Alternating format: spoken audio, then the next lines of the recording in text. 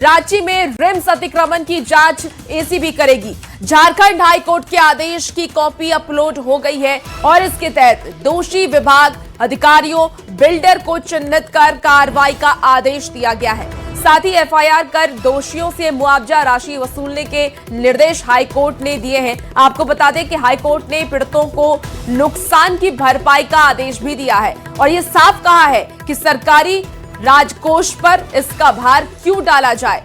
तो रांची से आपको ये बड़ी खबर बताएं, जहां रांची में रिम्स अतिक्रमण की जांच अब एसीबी करने वाली है और झारखंड हाई कोर्ट के आदेश की कॉपी अपलोड हो गई है और वो अपलोड कॉपी भी टीवी स्क्रीन पर इस वक्त आपको दिखा रहे हैं। और ज्यादा जानकारी के साथ न्यूज 18 संवाददाता संजय सिन्हा हमारे साथ फोन लाइन पर जुड़ गए हैं। संजय, हाईकोर्ट के आदेश के बाद एसीबी जांच की समय सीमा क्या तय की गई है? देखिए, इस मामले में जो है कोर्ट ने साफ कहा है कि इस मामले की जांच सीबीआई को भी सौंपी जा सकती है, मतलब विकल्प सीबीआई के लिए भी खुले हैं, लेकिन एसीबी को जांच का फिलहाल जिम्मा दिया गया और जाहिर है कि ऐसे में एसीबी पर भी जो जांच का एक बहुत जिम्मेदारी रहेगी जांच की कि उसे अच्छी तरह जांच कर कोर्ट में रिपोर्ट प्रस्तुत करना है। सबसे बड़ी बात आप ये देखेंगे कि रिम्स के डीआईजी ग्राउंड में जिस तरीके से अतिक्रमण घर बनाया गया और घर बनाने के बाद अब जो घर तोड़े जा रहे हैं तो उसमें कई विभागों की लापरवाही साफ सामने आई है। कई स्तर पर कई समय तक इसमें लापरवाही बरती गई, चीजों को अनदेखा गया और साथ में जो विभाग में जो कामकाज होते हैं, नक्शे की मंजूरी है, मालगुजारी है, लोन है। देखिए, बैंक ने बैंक तक को नहीं छोड़ा है। बैंक कोर्ट ने साफ कहा है कि बैंक में जिस तरीके से ऋण पास हुए हैं और लोन को स्वीकृति दी गई है तो वहां भी दोषी अधिकारी को चिन्हित किया जाए। ये भी साफ है कि वास्तव में सरकार के राजकोष पर मुआवजे को लेकर कोई भार न दिया जाए और जो दोषी चिन्हित अधिकारी हो किसी विभाग के हो सकते हैं, वो चाहे मालगुजारी देने वाले में हो, नक्शा पास करने वाले हो में हो, तमाम लोगों को चिन्हित करके आप उनसे ही जुर्माने की मुआवजे की राशि वसूलिए। तो कुल मिलाकर जिन लोगों के आंसू हम लोगों ने अपने कैमरे पर, न्यूज 18 के कैमरे पर दिखाए, साथ ही कहा है कि वास्तव में देखिए उनको इनकी ओर से भी कहा गया है कि हमने रिम्स की जमीन पर ही हमने घर बनाया है, लेकिन हमने समय पर रोका क्यों नहीं गया। अब वास्तव में जो अपार्टमेंट टूटे हैं उस अपार्टमेंट को भी लेकर देखेंगे तो वास्तव में अपार्टमेंट बिल्डर ने बनाया तो बिल्डर पर भी संजय को मंजूरी दी गई। जी बिल्कुल, और देखिए हाईकोर्ट की तरफ से ये आदेश भी जारी कर दिया गया। अब देखना होगा कि किन किन विभागों पर, अधिकारियों पर एक्शन एसीबी की तरफ से किया जाता है। आप नजर बना के रखिए, तमाम अपडेट आपसे लेंगे। बहुत शुक्रिया जानकारी के लिए। तो आपको बता दें, राज्य से ये बड़ी खबर आ रही है। रिम्स में अतिक्रमण हटाने के बाद अब हाईकोर्ट के निर्देश दिए गए हैं और निर्देश पर राज्य के अधिकारियों पर भी कार्रवाई होगी। देखिए, मुझे लगता है, चलिए माननीय उच्च न्यायालय की बात है, उनके आदेश का अनुपालन होगा, परंतु उसके पहले से भी सरकार के संज्ञान में ये बातें आई तो सरकार खुद ब खुद ये निर्णय लेने जा रही थी। जहाँ तक मुझे जानकारी है कि जो भी दोषी होंगे पदाधिकारी, जिन लोगों ने म्यूटेशन किया, जिन लोगों ने नक्शा पास किया, जो पदाधिकारी उसमें संलिप्त होंगे, जिनकी लापरवाही सामने आएगी, क्योंकि अकाउंटेबल तो बनाना होगा किसी न किसी को, तो वो सरकार देखेगी और कार्रवाई करनी भी चाहिए और सरकार करेगी। कि जो पीड़ित परिवार है, जो गरीब परिवार है, जो जीवन भर का कमाई लगा कर करके अपना घर बनाता है, उसकी क्या गलती थी? कौन सा दलाल ने बेचा? किसके देखरेख में सरकार के जो सीईओ और बीडीओ और एलआरडीसी ने काम किया? सबको चिन्हित करके पैसा वसूलना चाहिए और टाउन प्लानर, नगर निगम के पदाधिकारी, सबको चिन्हित कर करके उनको पीड़ित परिवार को पैसा उनसे व्यक्तिगत रूप से दिलवानी। लाखों रुपया लगा करके गरीब आदमी आज इस ठंड में आपको जमीन पे सोने पे विवश हो गया है। इस निर्णय का स्वागत है। जिस तरीके से भू माफिया के गठजोड़ ने जिस तरीके से लोगों को रोड पर लाने का काम किया है, सबसे पहली जिम्मेवारी तो तय होनी चाहिए जो रेगुलेटरी अथॉरिटी है जिसने उस नक्शे को पास किया, क्योंकि जो कस्टडियन होता है मास्टर प्लान का वो होता है रांची नगर निगम या पुराने केसेस में रांची के बाहर के केसेस में आरआरडीए। तो अगर उसने नक्शा पास कर दिया और उसके बाद म्यूटेशन हो गया ज़मीन का और सरकार ने राजस्व लेने की हड़बड़ी में रजिस्ट्री भी करवा दिया और फीस भी ले लिया लोगों से, यानी किसी स्तर पर चेक नहीं हुआ, तो अफसरों की इसमें जो लापरवाही।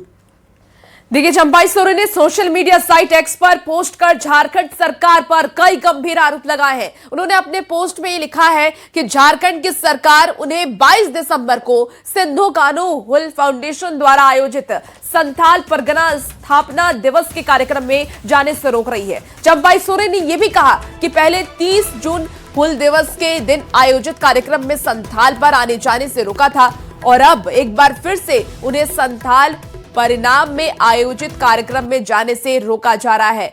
एक्स पर यह पोस्ट चंपाई सोरेन की तरफ से किया गया है। सोशल मीडिया साइट पर उन्होंने पोस्ट कर सरकार पर कई गंभीर आरोप लगाए हैं। उन्होंने अपने पोस्ट में यह लिखा है कि झारखंड की सरकार उन्हें 22 दिसंबर को सिंधु कान्हू हुल फाउंडेशन के द्वारा आयोजित संथाल परगना स्थापना दिवस के कार्यक्रम में जाने से रोक रही है और इसके पहले भी उन्हें रोका गया है।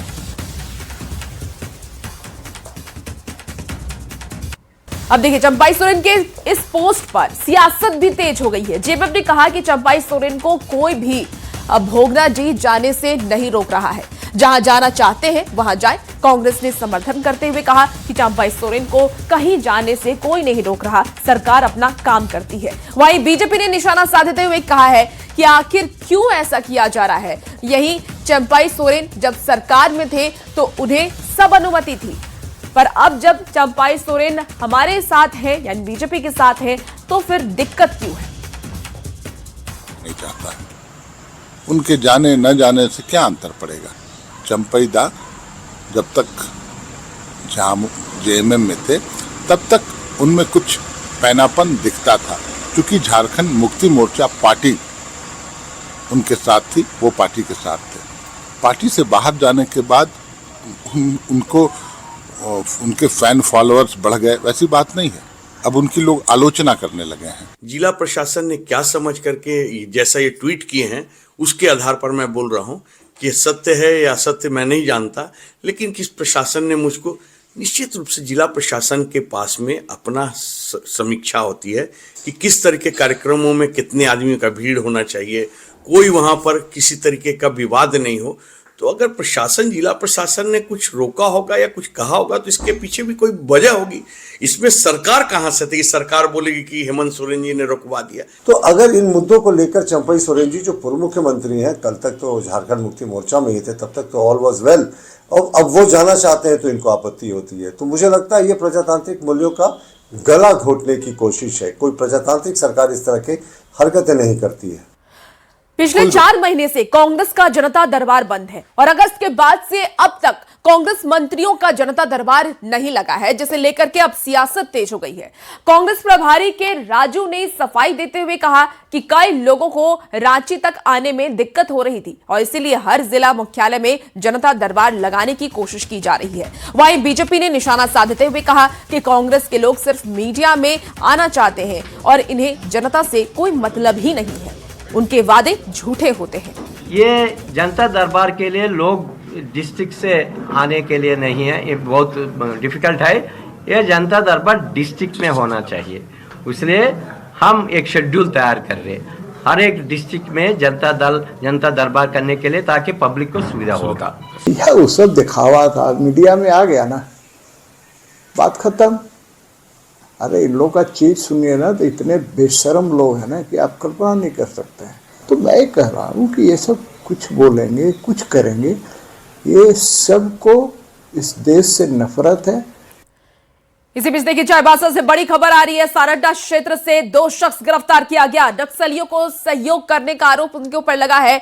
दोनों पर अनाज पहुंचाने का आरोप है। दोनों को बाबिला से किया गया है गिरफ्तार। ये बड़ी खबर चाईबासा से आपको बता रहे हैं। सारंडा क्षेत्र से 2 शख्स गिरफ्तार। नक्सलियों को सहयोग करने के आरोप में इन्हें गिरफ्तार किया गया। तो आपको ये बड़ी खबर चाईबासा से बता रहे हैं। सारंडा क्षेत्र से 2 शख्स को देखिए गिरफ्तार किया गया है। एक बड़ी सफलता पुलिस को हाथ लगी है। नक्सलियों को सहयोग करने का आरोप इनके ऊपर लगा है और इसी आरोप के तहत पुलिस ने इनकी गिरफ्तारी की है। दोनों पर अनाज पहुंचाने का आरोप लगा है।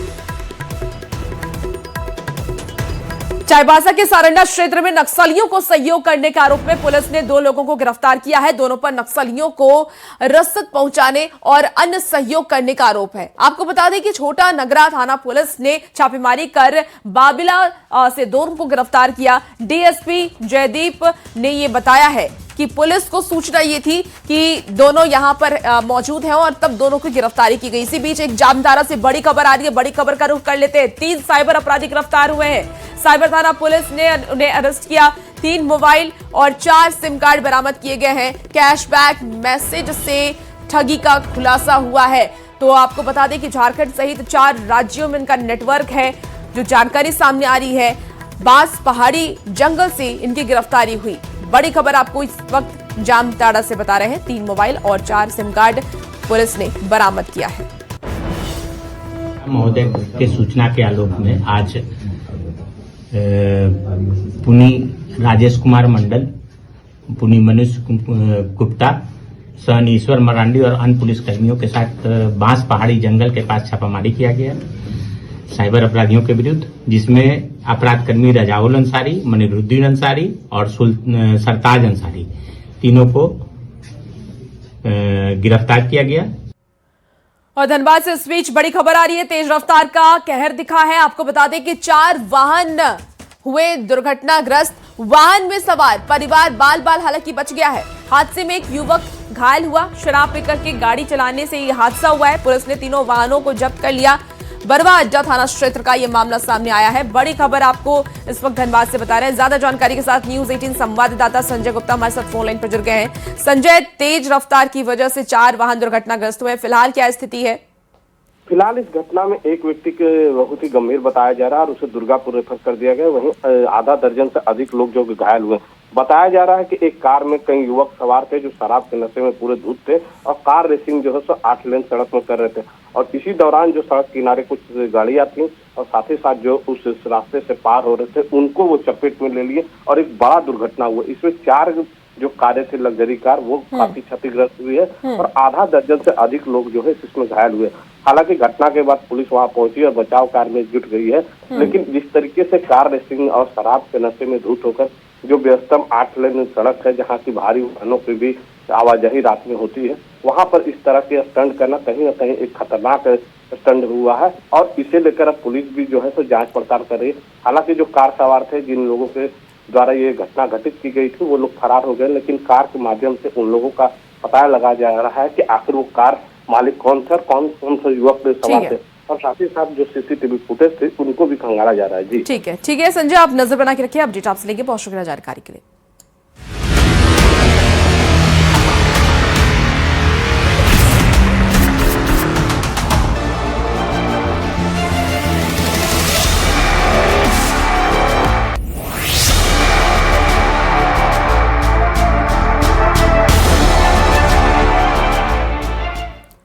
राज्य भर में सर्दी का सितम जारी है। इस सीजन के सबसे ठंडे दिन में रविवार का दिन सबसे ठंडा रहा है। रांची का पारा 7.8 डिग्री सेल्सियस तक पहुंच गया। पहाड़ों से आने वाले बर्फीले हवा का असर भी देखा जा रहा है। राज्य में सबसे अधिक पलामू में इसका असर दिख रहा है। 25 दिसंबर तक रांची का न्यूनतम तापमान 7 से 8 डिग्री सेल्सियस रहने की संभावना मौसम विभाग की तरफ से जताई गई है। कोहरे की वजह से विजिबिलिटी में भी कमी देखने को मिल रही है। विजिबिलिटी भी कम है, जिससे कि लोगों को आने जाने में काफी ज्यादा परेशानी हो रही है। रांची का विजिबिलिटी की अगर हम बात करें तो 400 मीटर है। जमशेदपुर की विजिबिलिटी की बात करें 500 मीटर और डाल्टनगंज की बात करें तो 800 मीटर, देवघर में 200 मीटर रही विजिबिलिटी। तो राज्य भर में सर्दी का सितम देखने को मिल रहा है। कोहरे की वजह से लोगों की परेशानी बढ़ गई है। कोहरे का कहर दिख रहा है। हालांकि मौसम विभाग की तरफ से भी लगातार अलर्ट जारी किए जा रहे हैं ताकि लोग अपनी सावधानी बरत सकें। और झारखंड में ठंड का सितम देखने को मिल रहा है। 5 जिलों में ऑरेंज अलर्ट जारी किया गया है। अब आपको बताते हैं वो कौन कौन से 5 जिले हैं जहां ऑरेंज अलर्ट जारी किया गया है। देखिए ग्राफिक्स के माध्यम से आपको दिखा रहा है। गढ़वा में, लातेहार, पलामू, हजारीबाग, चतरा, यहां पर ऑरेंज अलर्ट मौसम विभाग की तरफ से जारी किया गया है कि यहाँ पर ठंड ज्यादा आने वाले वक्त में रहने वाली है, इसलिए लोग खुद की सावधानी खुद बरतें। अब देखिए येलो अलर्ट की भी बात कर लेते हैं कि अब येलो अलर्ट कहां जारी किया गया, कितने जिलों में जारी किया गया है। तो देखिए 11 जिलों में येलो अलर्ट मौसम विभाग की तरफ से जारी किया गया है, जिसमें लोहरदगा, गुमला, खूंटी, रांची, रामगढ़, बोकारो, धनबाद, जामताड़ा, देवघर, कोडरमा और गिरिडीह, ये 11 जिले जहां पर येलो अलर्ट जारी किया गया है। तो मौसम विभाग की तरफ से लगातार अलर्ट जारी किए जा रहे हैं और न्यूज 18 भी अपील करता है कि आप अपनी सावधानी खासकर ठंड के मौसम में जरूर बरतें। देखिए रामगढ़ जिले में घने कोहरे का असर दिख रहा है।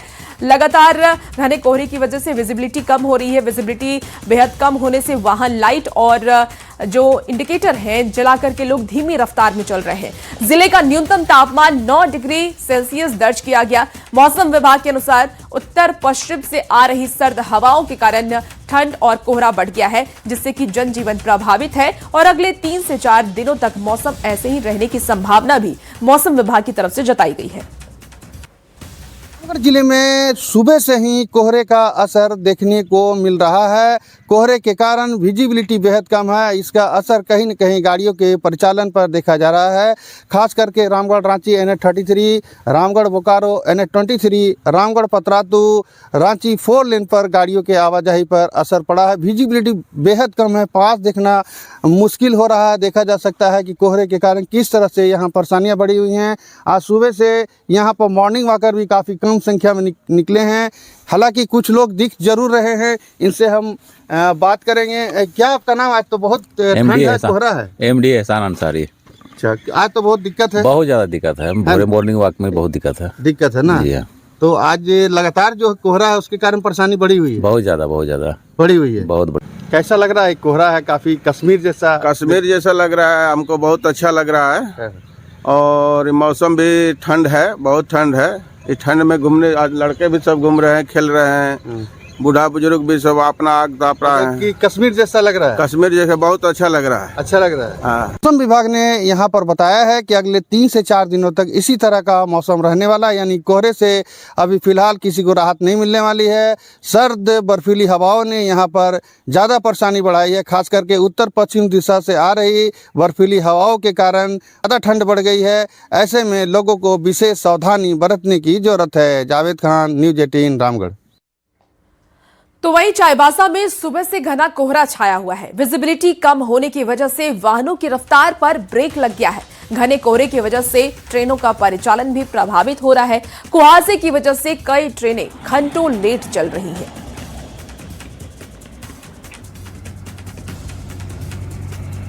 चाईबासा जिला में आज सुबह से घना कोहरा छाया हुआ है। अभी 9 बजने को जा रहे हैं, लेकिन इसके बावजूद अब तक कोहरा छटा नहीं है। आप देख रहे हैं अभी भी सड़क पर लोग लाइट जलाकर वाहनों को चल रहे हैं और स्कूली बच्चे जो जा रहे हैं उन्हें भी काफी परेशानी हो रही है। NH पर वाहनों की रफ्तार पर ब्रेक लग गया है और इसके अलावा रेल परिचालन पर भी घने कोहरे का असर पड़ा है। ट्रेन इस रूट से जो भी जा रही है वो कई घंटे लेट हो जा रही है। छोटे बच्चे जो स्कूल जा रहे हैं उन्हें भी काफी समस्या हो रही है। ठंड के साथ साथ कोहरा बढ़ने से आम जनजीवन पूरी तरह प्रभावित हो गया है। अब देखना यह है कि पिछले 2-3 दिनों से कोहरे का जो प्रकोप है वो कब तक स्थिति सुधरेगी और आम जनजीवन कोहरे के कारण जो प्रभावित हो रहा है उसमें सुधार आएगा। रुपेश प्रधान, न्यूज 18 चाईबासा। देखिए गुमला में शीतलहर, ठंड और घने कोहरे से जनजीवन प्रभावित है। आज जिले का न्यूनतम तापमान 5.2 डिग्री सेल्सियस दर्ज किया गया। शहर के पटेल चौक पर आवाजाही कम रही है। नगर परिषद के अलाव व्यवस्था नहीं होने पर लोग काफी ज्यादा परेशान हैं। आपको बता दें कि वो कागज जला करके ठंड से बचते नजर आ रहे हैं। लोगों ने सभी चौक चौराहों पर अलाव की मांग की है। ठंड का सितम लगातार जारी है। आपको बता दें आज जो ठंड का रिकॉर्ड था वो टूट चुका है। पूरे झारखंड में आज बात करें तो गुमला का जो तापमान है सबसे कम था, 7 डिग्री सेल्सियस तापमान यहाँ पे दर्ज किया गया है। वहीं बता दें ठंड को लेकर के पूरा जो जनजीवन है पूरी तरह से अस्त व्यस्त नजर आ रहा है। और इस वक्त मौजूद है हम गुमला शहर के पटेल चौक में। आप देख सकते हैं हमारे साथ में कुछ लोग मौजूद है। ये कागज और कार्टून जला करके अलाव तापने को यहाँ पे हैं और कहीं ना कहीं मान सकते हैं कि ठंड से निजात पाने के लिए अलाव का सहारा ले रहे हैं। और यहाँ आज काफ़ी ठंड है और हम लोग कागज उगज जला के हम लोग अपना ठंड को भगा रहे हैं। और नगर परिषद से यही अनुरोध है कि हम लोग को कम से कम लकड़ी का व्यवस्था दे, गुमला टावर चौक और हर जगह। नगर परिषद द्वारा से कुछ मिलना चाहिए ठंड भगाने के लिए, क्योंकि संडे को नहीं रहता है, इसलिए कागज उगज जला के ठंड को भगा रहे। आज नगर परिषद के द्वारा भी जो लकड़ी गिराया जाता था अलाव तापने के लिए, वो नहीं गिराया गया है और ये जो कागज और कार्टून जला करके अलाव तापने को मजबूत है। तो कहीं ना कहीं मान सकते हैं आज नगर परिषद के द्वारा अलाव का व्यवस्था नहीं किए जाने से जो यहाँ के जो युवा है, जो स्थानीय लोग हैं, वो कार्टून व कागज के सहारे आज का जो ठंड है उसको काटने को विवश कहीं ना कहीं नजर आ रहे हैं। और इनके द्वारा भी मांग की जा रही है कि नगर परिषद इस पर जरूर ध्यान दे और इस शीतलहरी भरी जो ठंड है उसमें कम से कम अलाव का व्यवस्था कराए, तब जाके इनको ठंड से राहत मिलेगी। रुपेश कुमार भगत, न्यूज़ 18 गुमला। फिलहाल वक्त हो चला एक